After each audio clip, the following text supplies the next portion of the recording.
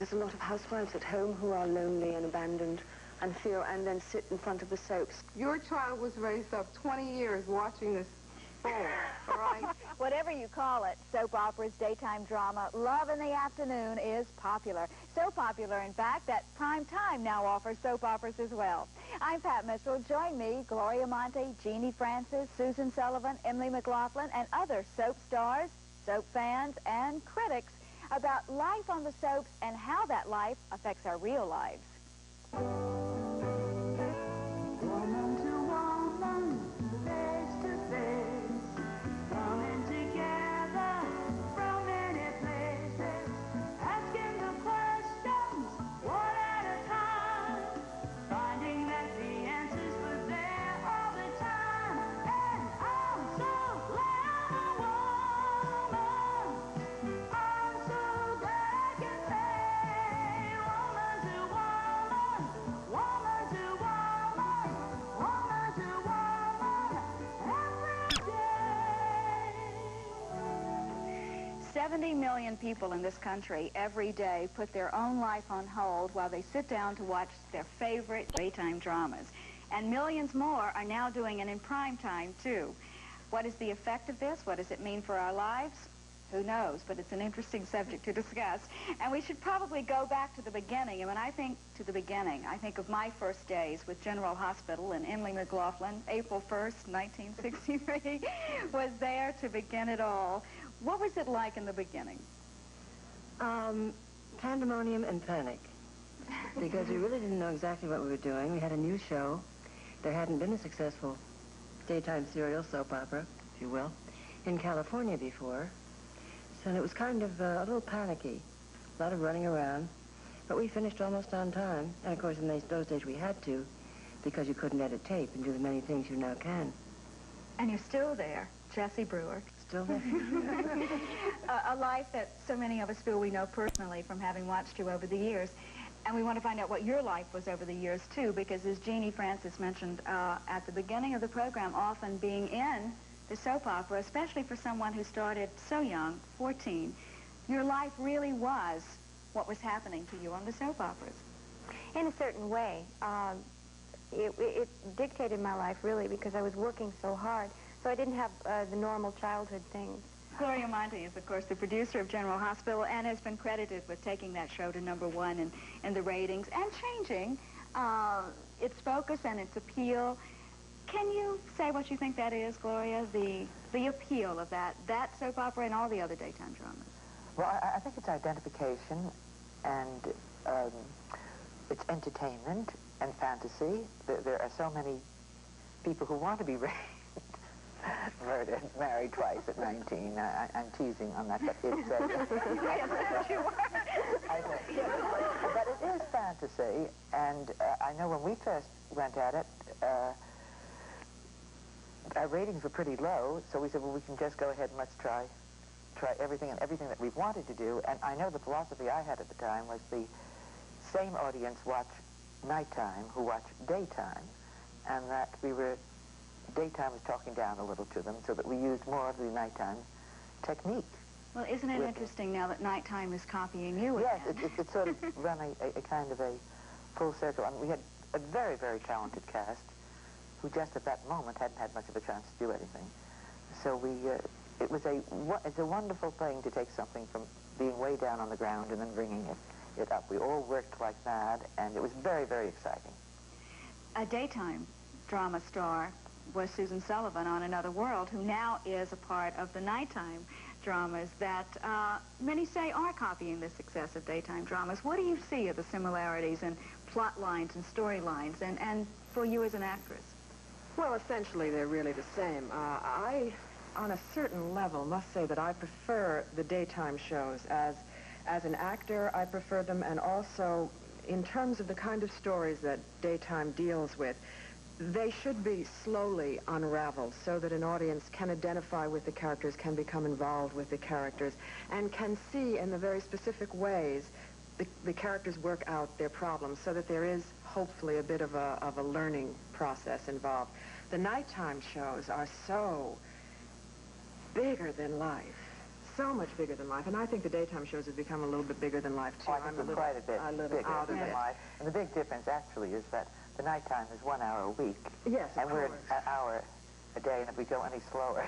Oh, yes, but you know, I see my storyline on the nighttime show, and there's just huge gaps. I mean, huge emotional gaps that are there for me as the actor, and then I would assume for the audience also. So there becomes a little. It isn't as grounded in reality. I don't think so. It's much more of a leap of faith and fantasy, really. Don't get to know Maggie Gioberti quite as well as we got to know the daytime drama character. No, I don't think so. Sheila, also as an actress, you're approaching a continuing role on Days of Our Lives, and before that, never even watched them. Is that possible? Yeah, I'm afraid so. What has been your biggest surprise, then, walking into a daytime drama since you weren't a part of the fan club on the outside? The biggest surprise, I think, was getting into a character so fast. You get hired to play a cop, and you've never been a cop in your real life, and you're brought onto a show with the possibility of being a love interest to one of the characters that's been on the show for a while, and you try to bring everything you possibly can to the character, and each day it's different. Are you becoming a bigger fan now that you're inside? Actually, I had watched somewhat because I was pregnant. Last August I got pregnant, and the baby was born this past June, and so when I was living with my mother for a while, I got to watch some because she's a great fan of soap operas. And so I got also a great excuse to say, well, somebody else turned it on.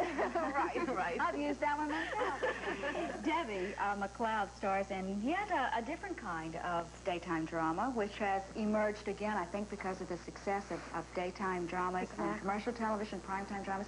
She stars in a Christian soap opera. How is it different? Well, we try to present the world just the way it is. We have the rape and the abortions and the mafia and the whole everything. But we also have the central family is a Christian family. So that God does enter in and love, and sex is sort of secondary in our soap. It's not quite the #1 thing like it is in a lot of soaps. And I have been on other soaps, so this isn't truly, it's different.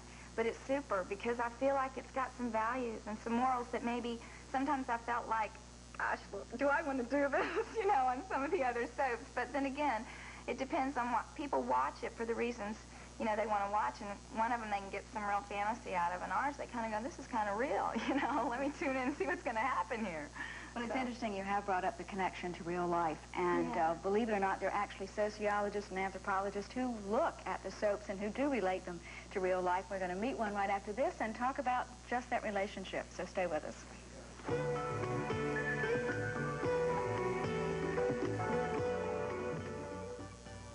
There does seem to be some relationship between the way we live our lives and the way we watch our lives unfold on daytime drama and primetime drama. Valentine Rosilli-Winsey is an anthropologist, sociologist at Pace University in New York, and she also used to write an advice column called Dear Val. And in that advice column actually received letters from fans of soap operas who would relate events in their lives to events going on in the daytime drama.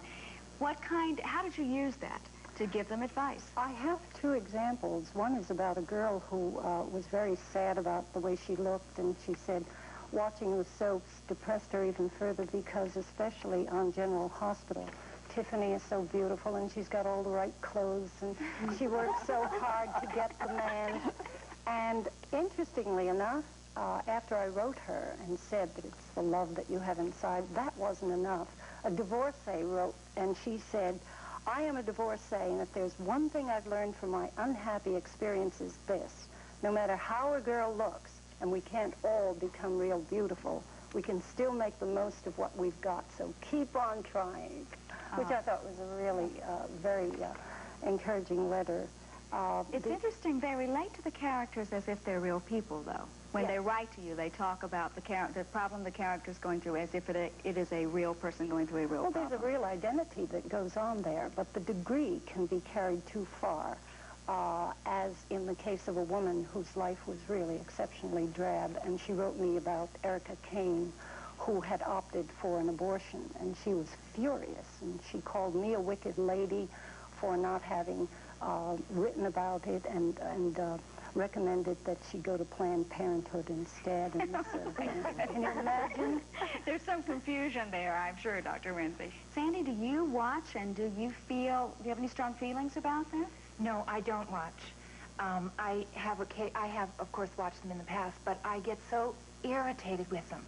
I get embarrassed by the intensity of the drama. You know, it's just too dramatic, and things happen very fast.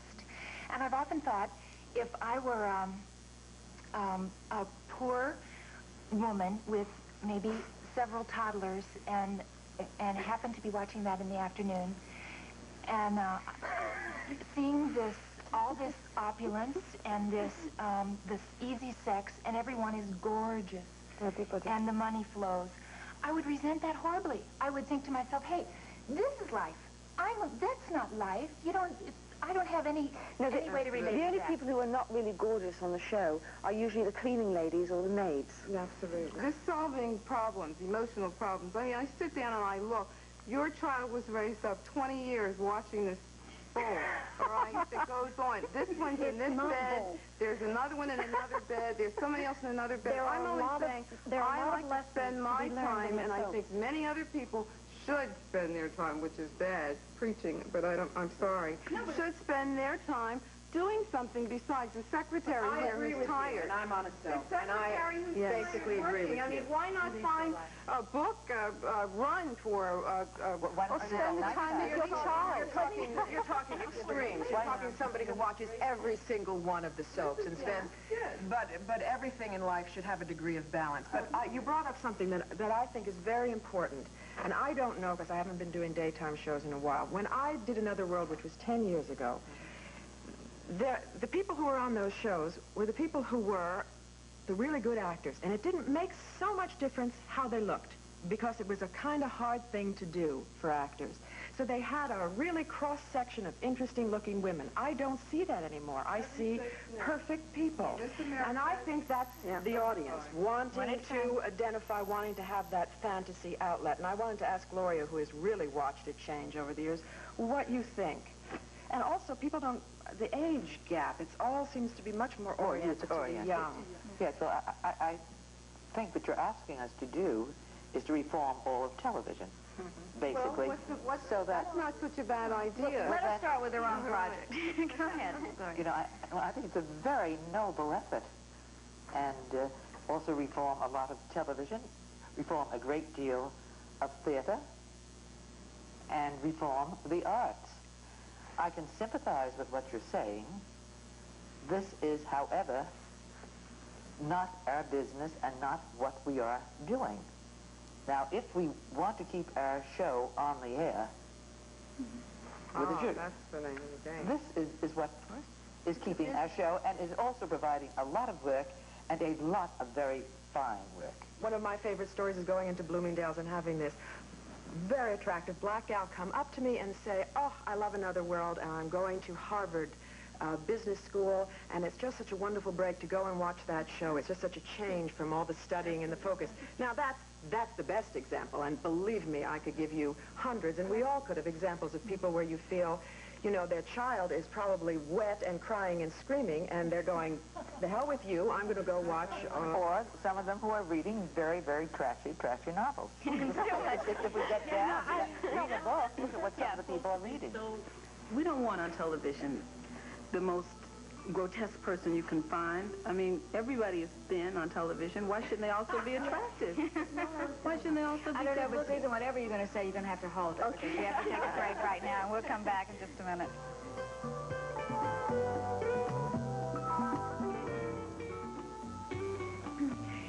We have some wonderful stories represented in this group of fans who really did get involved in the lives of the people that they watched on the soap opera. And Emily, your story is particularly wonderful.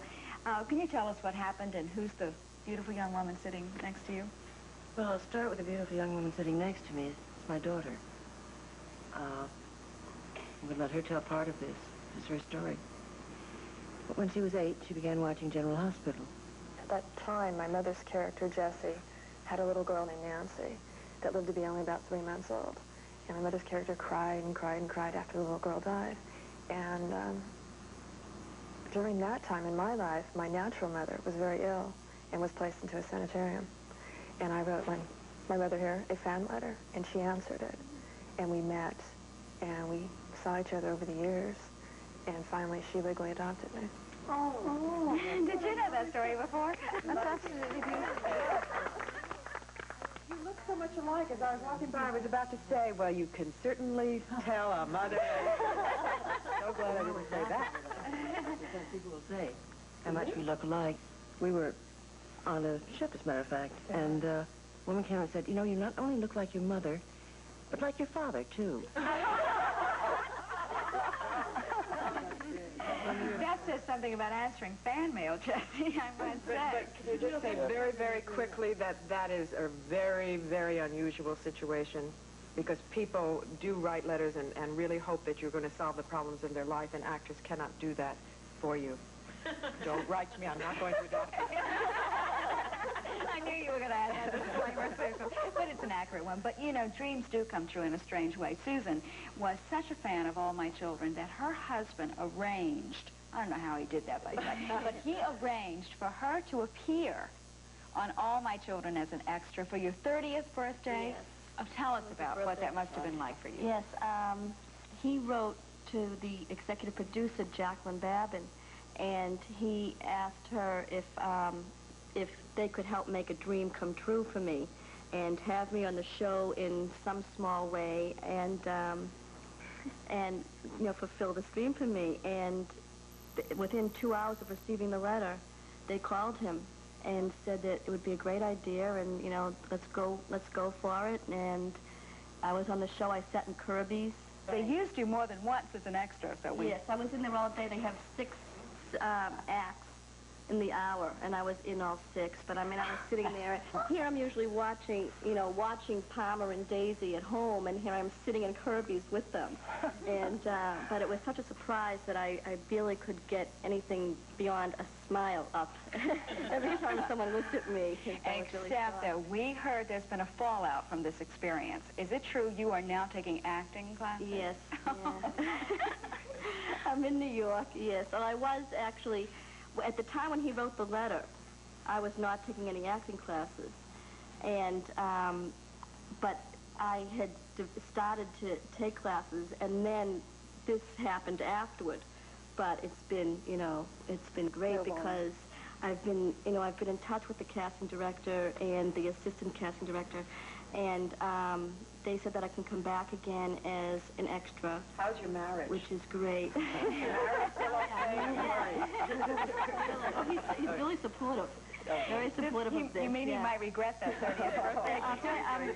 I'm going to school in New York, and I'm living in Boston, so he's very supportive. Boy.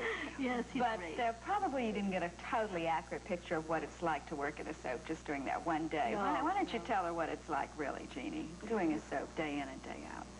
Well, I think it's an awful lot of fun, really. It can be exhausting at times because if you're in the main storyline, you can do as many as 40 to 50 pages of dialogue a day. Yes. And if you're working 4 to 5 shows a week, it can become pretty exhausting at times. But basically, I think it's an awful lot of fun because, as Gloria said, you get the opportunity to play aspects of a character. You know, you play the character in such depth that she really does live. She becomes an important part of your life as well as the audience's. Now, speaking of Laura, didn't she die? And now I hear that somehow, through the miracle of Glory Monty General Hospital and television, the character of Laura is resurrected. You know, we never saw her body. That's right. They never recovered the body. One of those. What happened? Show your body. They found the boots and the coat, and that was it. And we had a... So you have found a way, and Laura is going to be back on General Hospital. Yes. Well, that's all they're going to tell us, I am sure. So you'll have to tune in to find out. And it isn't amnesia. It isn't amnesia. One clue, but it begins this week. Right?